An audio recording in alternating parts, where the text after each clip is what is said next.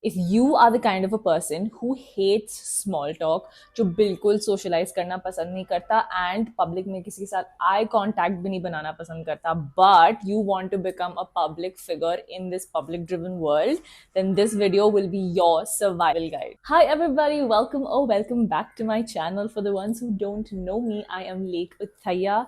I am a former Femina Miss India state winner. I am a pageant coach. I'm a Bangalore based influencer and a model. And believe it or not, I am also an introvert with extroverted dreams. And when I tell you, I have been through enough public events and situations to know how to thrive being an introvert rather than just closing myself up in a bathroom. I am the best person to give you these tips because I have tried and tested all of them out myself. As usual, here are the chapters for the video. I am going to be telling you how exactly you can leverage your introverted strengths, what are the practical tips that you can use, what are certain mindset shifts you absolutely need, and on the offside if things don't go well, how to tackle those situations. And I end it with a homework chapter. This is going to be a really helpful video, so make sure you sit tight, grab a cup of coffee or grab something to eat and watch this till the end. Chapter 1: Leveraging your introverted strengths. Let me make one thing clear. Networking isn't about being the loudest person in the room, it's about building meaningful connections. You have to make sure you use the powers you have as an introvert to leverage the situation. Point number 1: introverts are great listeners. Imagine you're in a conversation and someone bato bato mein talks about a favorite coffee shop that they really like. As an introvert, because we are so attentive and we listen carefully, we remember such things and this can be used later. So make sure you keep your listening skills intact.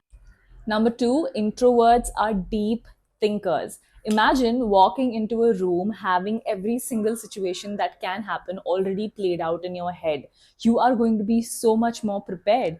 Use your deep thinking to actually research about the event that you're going into, the people you are with, and that will, in fact, be a superpower. Third thing, empathy and noticing non-verbal cues.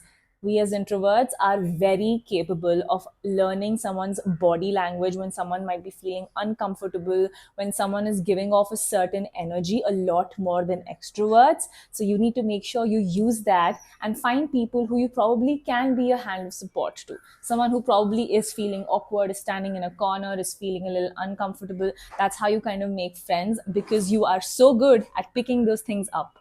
Chapter 2: Mindset Shifts. Now, this is such an important chapter, so I really want you to listen to this, okay? You have to understand that you fearing rejection and thinking that if I don't go to this place, maybe there will be less people who will say no. You are not realizing that you're also taking away the opportunity for a lot of yeses, right? That should push you enough to go into these places. And these points will summarize this a lot more.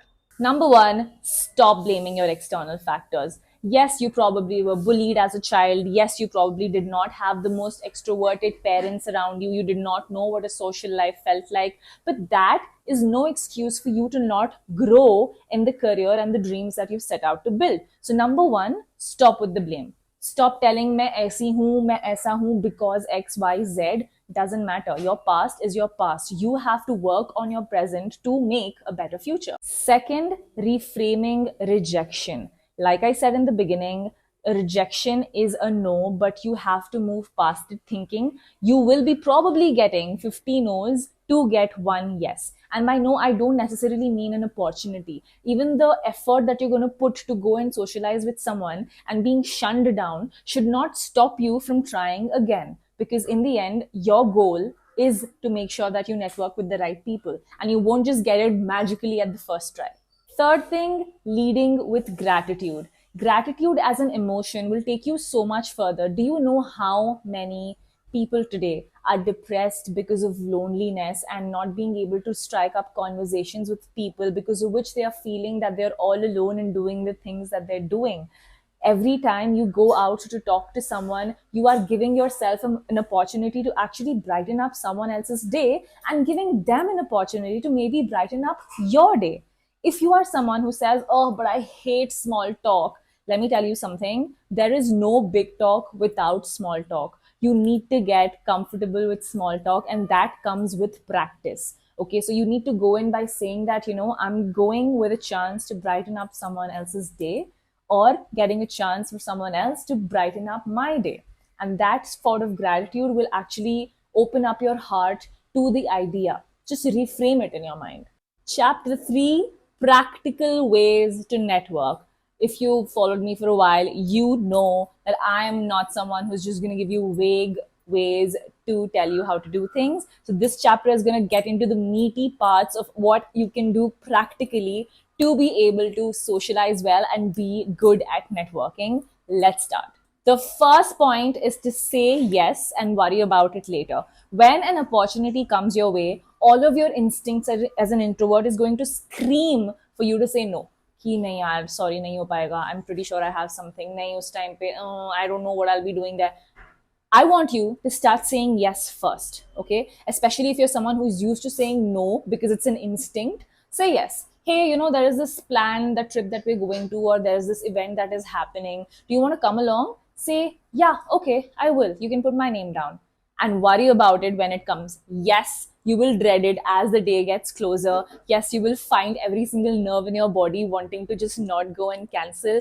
But because you've said yes, and at least if you're a committed person, you will follow through with that yes, right? And you will not believe the number of times that will lead you already into a place. There is something called exposure therapy, right? Exposure therapy is nothing but putting yourself in slightly uncomfortable situations over and over again till the time you get the exposure of being with public people, being in a place where you can make contacts, being in a place where you get someone who in general will leverage your career.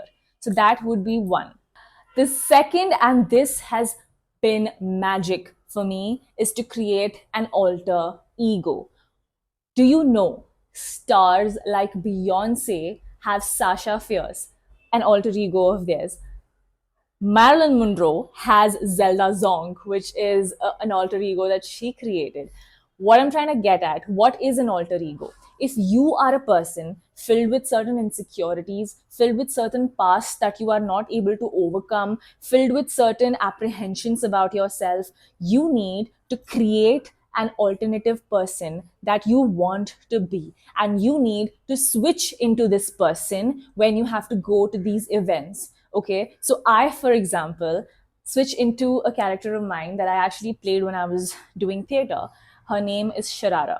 And of course, in the theater, actually, there's one of the videos that I've made on my contemporary dance training. That's where I actually did that. But that character is someone I switch into when I have to network, even though I'm exhausted and I don't want to talk to anyone.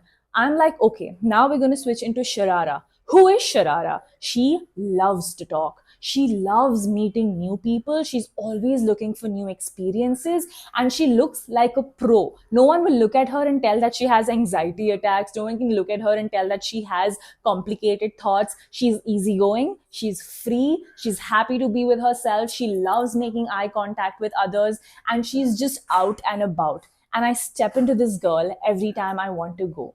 Yes, it is exhausting, but eventually you'll get used to it, and eventually your personalities will merge and you'll be able to switch it on without a lot of mental prep. But to start with it, I want you to write down your alter ego, give her a name, or maybe even play a character. Sometimes I play a character, Alexis Rose from Schitt's Creek, just because she is exactly the kind of social butterfly that I think would do great and matches my personality to a large extent. And I tap into being an Alexis Rose. I dress a little like her, I speak a little like her, and I become her. And I'm a hoot. I am super pleasant to be around people. I'm not looking like someone who's choking because she's like, oh my God, I don't know how to talk.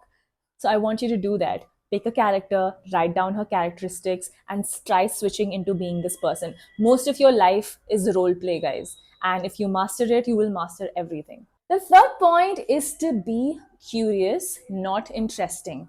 By this, I mean people love to talk about themselves, right? And you, with the leveraging strengths chapter, you already know that you have the ability to really absorb and observe, right? So you are supposed to ask interesting questions to get interesting conversations going. Don't make it about you, but make it about them. Oh, really? You said that you are looking for that brand. How exactly did you find that out? Oh, that's amazing. So, what did you study to get there? That is crazy. How exactly was that college that you went to? You see, you go on and on about them, and then they feel connected to you. Point number 4, and I cannot emphasize this enough, please remember it is not about you. I cannot tell you how many times I've had a very close friend who I've been speaking these irrational fears to because I've had to push myself a lot to be in public situations of late. The person has gone on to say, Lake, no one is thinking about you the way you are thinking about you. You might be worrying that your foundation is off by a shade, or you might be worrying that your hair is not done right, or you might be worrying that you're looking awkward or whatever. But that's you thinking. It's not their perception, it's yours. So I want you to remember that most of the times, even when people don't react the way you want them to, it's mostly never about you. People, by now we know, are projecting their own fears and their own insecurities and their own pasts to you, right? So you should not be taking it personally. Chapter 4, preparation. Okay, I do this a lot every single time. Number 1, prepare your outfit. I cannot tell you how important and necessary it is for you to really get your look right. What I personally do is, the event that I'm going to a day prior, I will take out all of my clothes, see what works best for the event that I'm going to, and place it, including the accessories, including what lip shade I might be wearing, including the shoes, the minutest of details, things that I don't want to be worrying about the next day. Because the more I worry about something, the more my brain panics, the more I tell myself, yaar nahi jana hai yaar, bahut sochna pad raha hai. So I just plan it a night before. I feel like if I look good, if I look put together, I will sail through the entire event without worrying at all. So, yeah, that for me is very important. And looking put together can always take you places. So, that should be something that you should inculcate as well. Second would be rehearsing your scripts. I kid you not, the number of times I've looked in front of the mirror and said, Hi, oh my God, what are you drinking? That looks amazing. Really? What, can I have that? Oh, but I don't really like lemony drinks. Maybe I'll try something with a little more um, wine in it. Just trying stuff out so that I know I'm going to be using these lines, or at least neighbors of these lines somewhere. The third would be researching the event. I kid you not, just an event that I went to like last week. I sat down, I opened all of their social media profiles, I checked out who the founders were, I checked out who the host was, I checked out who the DJ was. I even followed them briefly. See, it's okay if you unfollow them later, but just following them maybe gives them a cue that who you are. So when you go there, they'll probably have a more familiar eye contact with you, and they'll probably nod at you. And even if they don't realize, let's say it's much bigger people, you're going to a much bigger event, you have done your research on these people. As introverts, we are really good at spending a lot of time with ourselves, right? And because we have time with ourselves, we're always like really curious about what's in the world of the internet. So I would suggest you use that to your benefit, and you research about the tiniest of detail. The next fun tip is to also research about the place. If it is a restaurant, especially, check how the ambience is. That will also help you connect to the kind of outfit you're wearing. Check for the kind of drinks they have. Decide which drink you want. Also check for the menu that they have. So it reduces the amount of indecision you'll be making when you'll want to go and you'll want to drink something and you'll be like, oh my God, I don't understand what this is. I don't know what to ask. Kya पूछूं मैं पानी पूछूं क्या? No, please do your research before. Chapter 5, on the offside, when things don't go well, here are a few things that you need to do. Number 1, in case, let's say, you get rejected, let's say you're about to go shake hands with someone, or you're about to go hug someone and someone just walks past you. Of course, it's awkward. Maybe there are people who looked at you and just like went like, oh no, that happened to her, poor girl. You don't go to a bathroom and cry. You're like, okay, cool, whatever. That is not my audience for the day. You keep telling yourself that I am a performer because I've switched into my alter ego and I am out here being this character, right? So if this person is not interested, she's probably not my audience for a day. Must be having a bad day. Move on to someone else. Second is exiting unproductive conversations. Let's say you've done a little bit of small talk, or you've accidentally been grouped with a bunch of people who are all looking into their phones, who are just giving one word answers to anything you're asking, and there's no invigorating conversation that is happening. What you have to do, oh, I think I see somebody right there, I'll just like come back in a second, yeah. and just walk away. It's fine. Go to the other corner. Do that all over again. That is nothing worse than being stuck with people who don't talk to you and you're not talking to them. It's a waste of your time and you'll not want to do it again. So you need to know when to leave.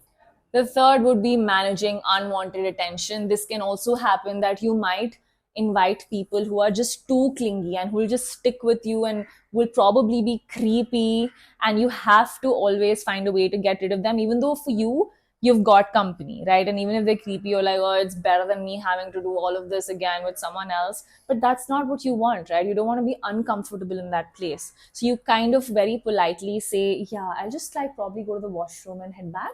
You can carry on, sort of a thing. Or while they're with you, just be like, yeah, I'm coming back, and move away. But just exit that situation. Let's bring out our two favorite girls. First one is Riva, okay? So Riva is an introvert who's told herself that, ugh, I have to go to this stupid event. I don't even want to go there. I wish I could just be home watching my favorite Korean drama. She's already preparing herself for a bad evening, because your words have power, right? So you always need to say the right things, or at least fool your brain. Come on, you control your brain. Your brain doesn't control you. But hey, she did that. And then she enters and she's just like, oh, I'm just going to quickly like go to a corner. I can see an empty chair and I'm going to go and sit there. Instead of even looking at anyone, she just like does not make eye contact, goes all the way to the chair and just sits down, and she's just like looking at her phone. Again, a wrong move. Finally, when she musters up the courage, she goes to somebody and she starts talking, but she wants to be like a really loud, interesting personality. So she only starts to talk about herself because she's trying to be someone she's not. After a point of just talking about her career, her goals, almost the other person or the other set of people are just like a little tired, and they're like, yeah, okay, I'm just going to go that way. And they excuse themselves. And if she reaches a point where that happens, she feels defeated and she doesn't try again, because of which she says, this was a waste of time. I knew exactly that networking events are absolute trash and I just want to stay at home. I don't care about this.